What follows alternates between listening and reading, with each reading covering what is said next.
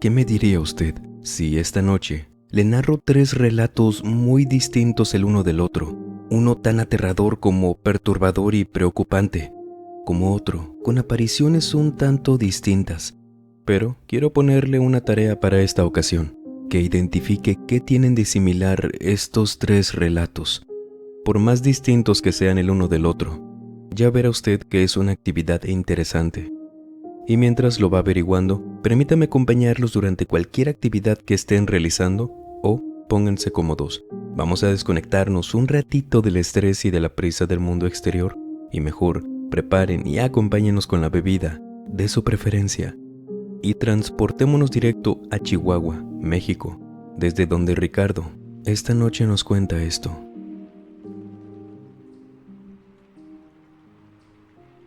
Hoy quiero compartirles un relato, una experiencia que tuvo mi familia hace años. Por ello no quisiera comentar mi apellido. Digo, yo no tengo problema, pero pasaron cosas en la familia. Crecí con unos primos de mi edad, siempre éramos 3. A ellos sí me gustaría cambiarles el nombre, por lo que vamos a decirles Carlos y Ángel, no vaya a ser. Seguido los fines de semana a principios de los años 2000, era una cita obligada de nuestros papás reunirnos en casa de alguno de nosotros, en casa de mis tíos, papás de Carlos, de Ángel o la mía, ya que mis tíos y mis papás se reunían cada fin de semana y pues a nosotros nos encantaba andar jugando hasta tarde en el Nintendo 64 o a cualquier cosa. Pero en la casa de mis tíos, papás de Carlos, siempre las cosas eran distintas. Sus padres eran estrictos, pero solo en un aspecto. Mis papás, al menos a mí, me decían siempre que obedeciera a mis tíos, aunque nunca les diéramos problemas, me lo repetían como si fuéramos niños mal portados. Teníamos en ese entonces unos 10 años. Y lo que nos decían nuestros tíos cuando nos juntábamos en su casa, aparte de notar que mis papás y otros tíos ahí se iban un poco más temprano, a nosotros nos encerraban en el cuarto de Carlos.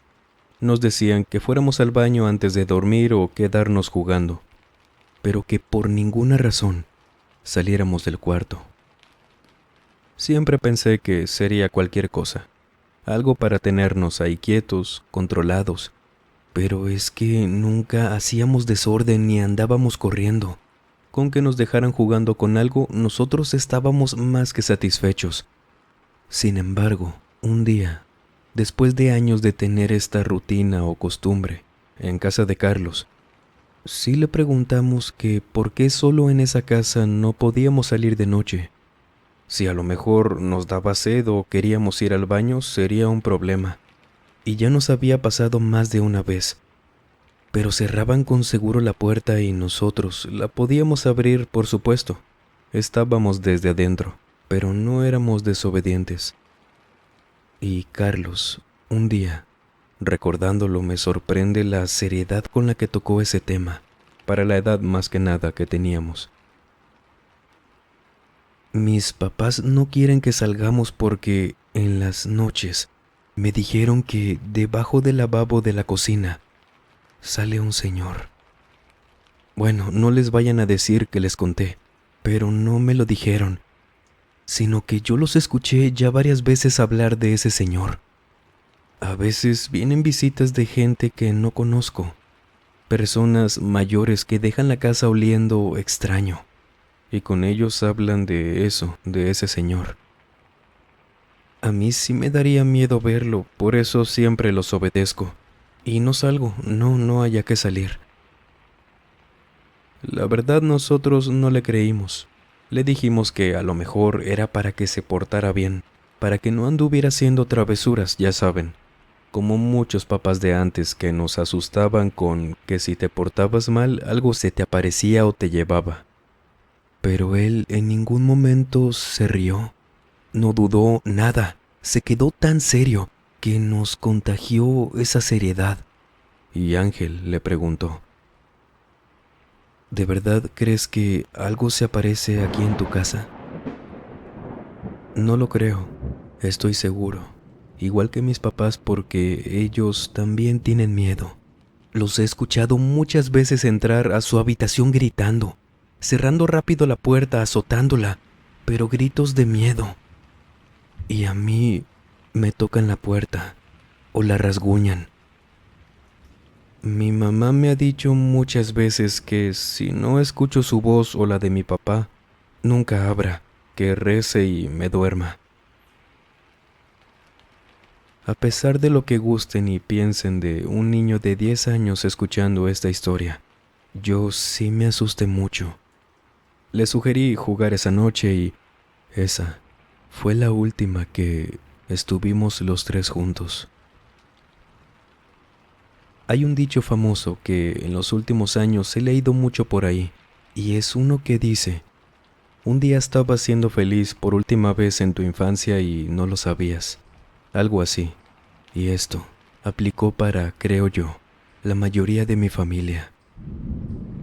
Me di cuenta que pasó un fin de semana sin ver a ni uno de mis tíos. Luego pasaron 2, luego 3, y mis papás no me decían nada más cuando les preguntaba el por qué, que mi primo o mis tíos andaban enfermos y que no los podíamos ver por un tiempo, para que no se nos contagiara lo que tuvieran.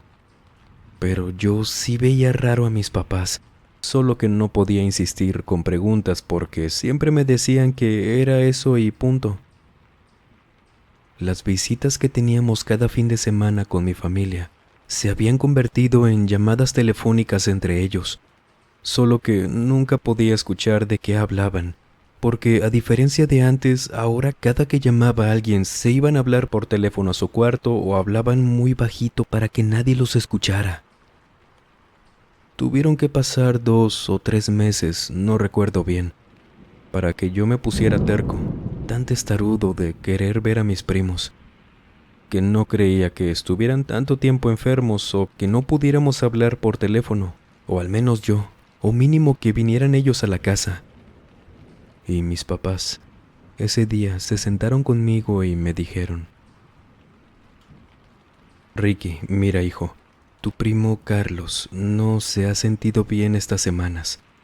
No saben muy bien de qué está enfermo, pero por eso está descansando, ¿sí? Pronto vamos a volver a verlo y se quedan a dormir con él como antes. Pero cuando los escuché, les pregunté por mi primo Ángel, de quien tampoco había sabido nada, y se quedaron callados. Mi mamá fue quien me dijo que él había ido a un campamento a no sé dónde. Sinceramente ya me sonaban a puras mentiras, no les creía, pero bueno, ¿qué podía hacer? Ellos nunca cedían conmigo. No sé, ahora que crecí, cómo aguanté tanto tiempo sin preguntar más, conformándome con que pasara casi 1 año y medio sin volver a verlos. Cuando íbamos a casa de mi abuela, solo éramos mi papá y yo, y otros tíos también, quienes no tenían hijos, pero jamás supe nada. Crecí. Pasaron unos 3 años, con mentiras de que mis primos, cada quien se había ido a quién sabe qué parte y no sé qué más, hasta que, de nuevo, mis papás, ambos, se sentaron conmigo y me contaron. Te queremos pedir disculpas los dos. Llevamos mucho tiempo esperando buenas noticias de tu primo Carlos, pero nunca llegaron. Cada vez fue peor. Imaginen cómo me estaba sintiendo en esos momentos, sin saber qué le había pasado, pero ya me estaban adelantando eso que sonaba tan mal. Sabemos que Carlos sí les contó a Ángel y a ti el por qué tus tíos no querían que salieran de su cuarto en las noches allá en su casa. Y te vamos a decir algo, pero por favor no te asustes, esto no pasa aquí, y están viendo qué hacen con Carlos. Tus tíos nos llamaron un día, muy mal Ricky, llorando, diciendo que Carlos no respondía, no se movía, estaba congelado, vivo, respiraba pero no movía ni los ojos, no hablaba, no respondía nada, que lo cargaban y estaba completamente rígido. Lo llevaron al hospital, lo atendieron y que estando allá, se descongeló, por así decirlo. Se soltó gritando pero feo, muy asustado y nervioso, diciendo que el Señor, que los ojos del Señor, que no sé qué, y se volvía a congelar. Cuando escuchaba esto de parte de mis papás, quienes siempre me cuidaron, no podía con eso. Fue muy impactante para mí imaginarme lo que me estaban contando y verlos a ellos también asustados, con los ojos llorosos, y siguieron.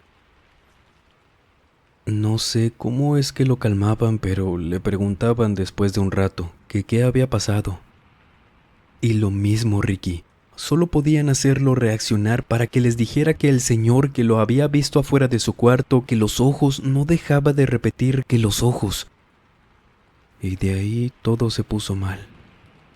A tu primo ya no le fue capaz de hablar de otra cosa. Comía muy apenas y asistido en el hospital. No dormía, se quedaba como tieso todo el tiempo. Y no mejoró. No queríamos que vieras a Ángel tampoco porque él vio cómo estaba Carlos y también le afectó mucho. Nosotros lo vimos también, pero hasta que se recupere no lo vamos a visitar, para que ya esté mejor, ¿sí? Así que piensa qué le vas a regalar cuando se sienta mejor y lo animes, ¿ok? Me lo decían llorando y yo no me la creía.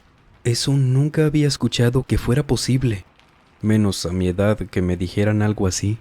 No, era como un cuento o una historia, pero fue real. De testigo de que todo esto ocurrió está la separación de toda mi familia, de que nunca volví a ver a Ángel, a saber de él más que se fueron a Estados Unidos y tampoco lo quise buscar, por redes sociales o no sé, y que yo, cuando pude ver a mi primo, a Carlos, hace ya unos años, a sus 20 y tantos. Él estaba acostado en una cama, en su casa. No me reconoció, solo me sonreía, pero se veía y con todo el respeto que se merece mi familia. No es mi intención ofenderlo, pero para su edad parecía un anciano. Tenía muchas arrugas, manchas en la cara, muy poco cabello ya.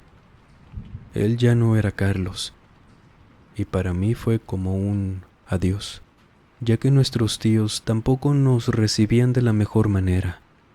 Y lo último que supe fue que, después de esa noche, me contó mi abuelita, nunca más volvieron a escuchar, a saber o ver mínimo de reojo a ese señor. Nunca volvieron a cerrar las puertas en las noches en casa de Carlos. Como si alguien tuviera que haber visto a ese hombre, quizás a los ojos, como Carlos, para que ya no se manifestara. Pero ¿a qué precio? Esta experiencia es lamentable, muy extraña. Se ha escuchado que muchas entidades lo que hacen es consumirnos en lo que usted guste y crea. Energía espiritual, vital, fuerza física, emocionalmente. Pero casos como estos, donde se acaban tal cual a la persona, siempre son difíciles de escuchar. ¿O usted qué piensa? Siempre, por favor, coméntenos con ese respeto que caracteriza este espacio. Y mientras vámonos a la ciudad de Trujillo, al noroeste de Perú, Antonio Contreras, esta noche nos cuenta esto. Una de las primeras cosas que me comentaron los vecinos cuando me mudé a un edificio pequeño de departamentos de unos 2 pisos. Estos vecinos muy buenas personas en todo momento. La verdad, a lo mejor por eso me lo dijeron. Fue que la vecina que vivía a mi lado, si de pronto me hacía algún gesto, no me devolvía el saludo, no me lo tomara personal. Me contaron un poco de ella, que tenía un tipo de pensión por su trabajo como maestra, por lo que pasaba la mayor parte del día paseando, o incluso de viaje. Además de que, bueno, esto yo lo vi, no me lo mencionaron de hecho. Vivía junto a su marido, quien casi siempre me lo topaba llegando por la madrugada. Y es que yo trabajo todavía en un bar de la ciudad, por lo que mi turno siempre es en las noches. Llego como a eso de las 3 o 4 de la mañana y ahí lo veo. considerando la rutina de los demás, siempre evité hacer un escándalo al llegar. Fue así como tuve la mayoría de los encuentros con su esposo. Él en un inicio era muy tímido, ya que evitaba cualquier contacto entrando a su departamento rápido. Pero tras unas semanas fuimos ahí hablándonos poco a poco, y ya por lo menos nos saludábamos de lejos. De igual manera, poco o nada me metía con los demás, más allá de un buenos días, ¿cómo está? Y ya. No había una interacción profunda realmente, hasta que una mañana, la vecina tocó a mi puerta de una manera como molesta, muy fuerte. Yo apenas estaba desayunando y eso la verdad sí me irritó. Al salir, ella estaba molesta, diciéndome que yo había dejado un olor terrible a cigarro en todo el pasillo, ya que aseguraba que cuando ella se fue a dormir todo estaba en orden, no olía feo. Y al despertar el olor era insoportable, que incluso dentro de su departamento también olía mucho. Cuando la atendí en la puerta, la verdad es que también lo noté. Olía muy fuerte. Sin embargo, yo desde hace mucho había dejado de fumar. Lo que sí le dije en un inicio, pero ella seguía diciendo que yo y que yo, que el olor. Pocas veces me he molestado tan rápido como esa vez, a lo que solamente le dije que los únicos que habíamos llegado a altas horas de la noche, ya que nuestros departamentos eran los únicos de ese piso, éramos su marido y yo, y si el olor era más fuerte en su departamento, entonces la respuesta era obvia.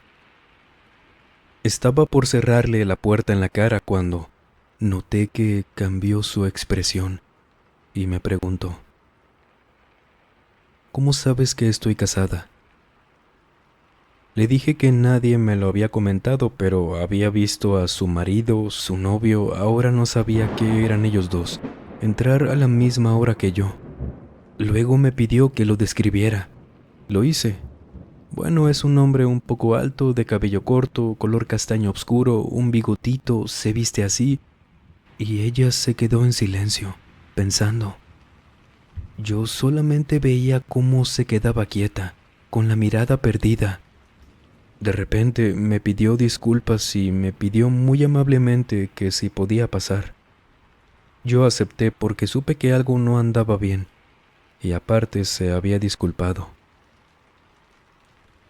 Sí estoy casada, pero ya no vivo con mi marido. De hecho, no firmamos la carta de divorcio ni nada, así que soy viuda. Entonces estuve casada más bien. Él falleció el año pasado. Hizo un viaje a Ecuador y tuvo un accidente en la autopista.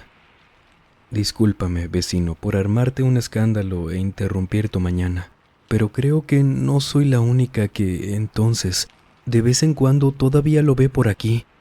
Él sí fumaba mucho. Tú me dijiste que no había sido tú, entonces, sí, sigue por aquí. Creo que no soy solo yo la que aún no acepta que ya se fue. Cuando la vecina me comentó esto, a mí sí me dio miedo, sinceramente. Seguir oliendo a cigarrillo todavía. Ese olor ahora estaba en mi departamento. Pero ¿saben qué?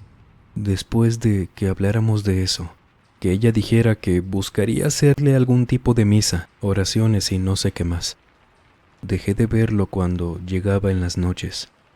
No volví a oler a humo en los pasillos, y a la vecina la veía más tranquila cuando coincidía con ella.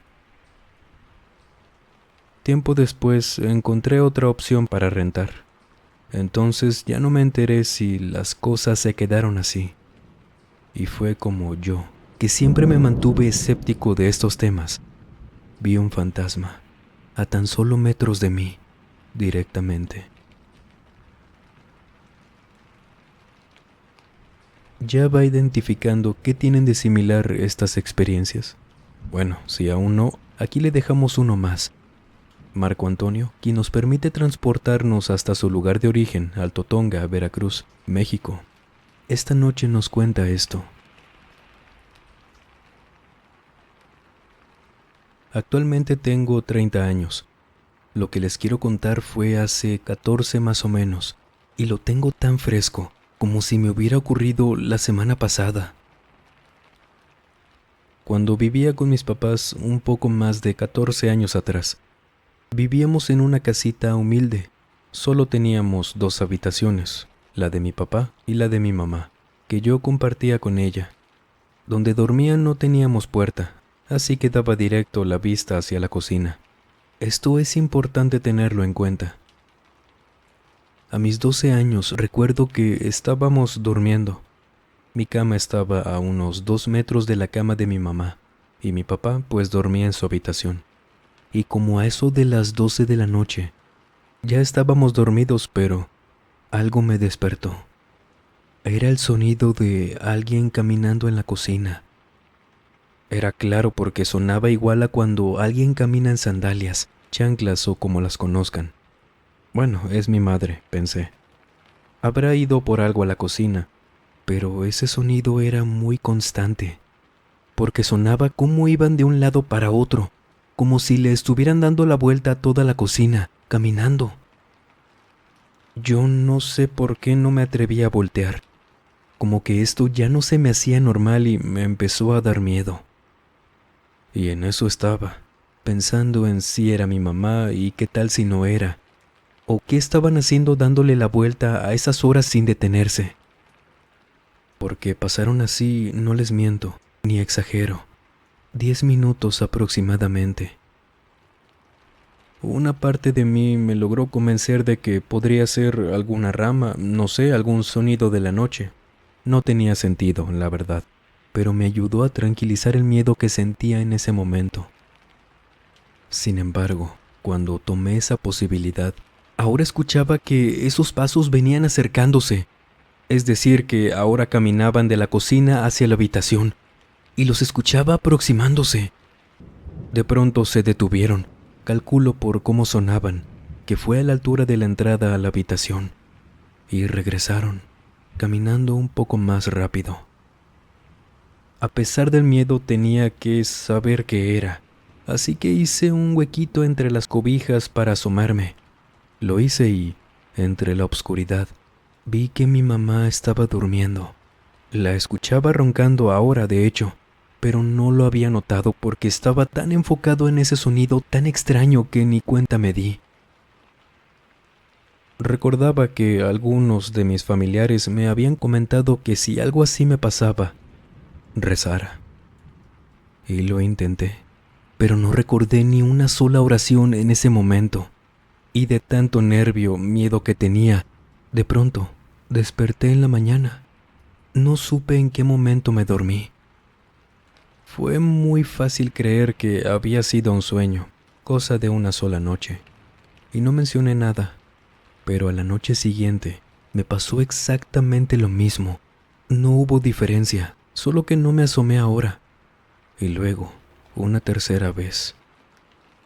Ahí sí le dije a mis papás, pero no me creyeron, me dijeron que lo había soñado y no sé qué más. Pero a la siguiente semana, de nuevo, me pasó, solo que en esta ocasión escuché que en un póster que tenía pegado al lado de mi cama, estaban como caminando. Sonaba el papel recargándose con la pared y cómo lo pisaban. En eso de pronto siento cómo me tocan el pie y suelto un grito. Papá llega, mi mamá enciende las luces. ¿Qué pasó? ¿Qué tienes? Y yo llorando pedía que dejara de pasar eso, pero no me creían y no dejaba de pasar. Los días siguientes, cuando escuchaba ese sonido, en la noche, me sentaba en la cama y encendía la luz. Y ahí me tenían, en silencio. Y fue cuando noté que a esa hora, por el silencio, alcanzaba a escuchar cómo funcionaba un reloj. Ese típico sonido de las manecillas. Fue hasta la mañana siguiente que revisé ese reloj, uno que teníamos por ahí colgado en la sala. Solo que no funcionaba. Estaba todo empolvado. No tenía baterías, nada. Pudo ser cualquier cosa también. Tal vez se las quitaron ese día antes de que yo lo viera o quién sabe.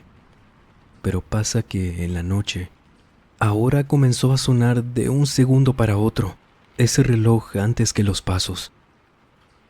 Ahí sí desperté a mi mamá, moviéndola y hablándole. Ella, entre reclamos por levantarla, me hizo caso. Revisamos el reloj que claramente estaba escuchando. Y ahora, no solo yo, sino que mi mamá lo revisó también. Lo vio y escuchó funcionando perfectamente sin una sola batería. Ahí sí le cambió la cara. Se le fue el sueño, buscó por ahí una caja, lo guardó y al día siguiente ya no lo vi, ni a esa caja donde lo había guardado. No sé qué le hizo al reloj, pero se deshizo de él. Nunca me dijo la razón y, ¿saben qué? Después de esa noche, jamás volví a escuchar esos pasos. Algo tenía ese reloj, sin duda alguna. ¿Qué cosa? Nunca supimos. Pero afortunadamente y a pesar del susto que me dieron, no dejamos que escalara a más. ¿Saben ahora sí qué tienen en común estas experiencias? Que tuvo que pasar algo en específico para que dejaran de manifestarse estos eventos paranormales. Como les dijimos, estos relatos son tan diferentes el uno del otro, pero comparten esa característica de que algo les puso fin, por más horribles que hayan sido esos eventos. Pero díganos, ¿a usted le ha pasado algo parecido? Justo estrenamos relatos, experiencias ocurridas en este famoso tren La Bestia. El enlace lo tendrá en el primer comentario. Sería todo un gusto leerles por nuestro otro canal paranormal. Gracias de antemano. Damas y caballeros, no olviden por favor agregarse a nuestro grupo de Facebook, donde compartimos material muy interesante, material relacionado a lo paranormal, experiencias contadas por ustedes mismos, increíbles de verdad, las cuales en algún momento también las contaremos por aquí. Y cada vez somos más por allá y cada vez nos escriben también más gente por aquel medio y no me queda más que, de todo corazón, gracias por todo lo que hemos formado. Y si ustedes han tenido alguna experiencia paranormal, por favor escríbanos a través de la página de Facebook, el correo electrónico o nuestra cuenta de Instagram que dejamos como siempre en la descripción y en el comentario fijado. Gracias de antemano. Y sin más por agregar, les mando un muy fuerte abrazo. Nos vemos en el próximo video. Y el último en salir, por favor, apague las luces y cierre las puertas del mausoleo. Buenas noches.